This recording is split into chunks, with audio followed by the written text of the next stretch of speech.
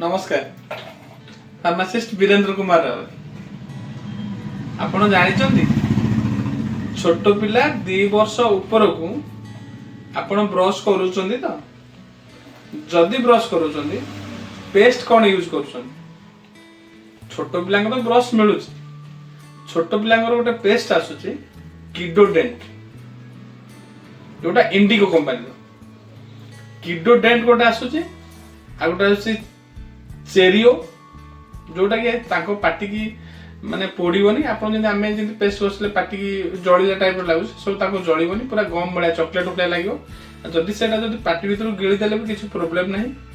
किडोडेंट गोटे आसुची पूरा थर्मोकाइंड किड आसुची आ गोटे आसुची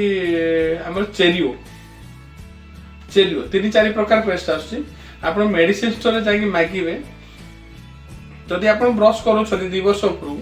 ऊपर को ऑलरेडी दांत उठी जाए पिला छोट ब्रश आस पेडियाट्रिक ब्रश आस ब्रश रे अल्प पेस्ट नहीं यूज करेंगे किडोडेंट चेरियो ये पेस्ट घषिले दांत भल से सफा हम आउ से जहाँ खाइले भी किसी प्रॉब्लम तार टंग क्लीनर आस प्लास्टिक टंग क्लीनर करेंगे। आ छोट पिलांकर ये जो पेस्टा आप इंडिगो कंपनी ये पेस्ट पड़ू 148 टंका 60 ग्राम को चेरियोटा भी सही पाखापाखि रेट आप किडोडेंट पेस्ट छोट पिला यूज करूँ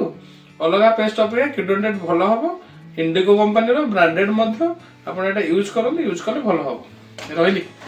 नमस्कार।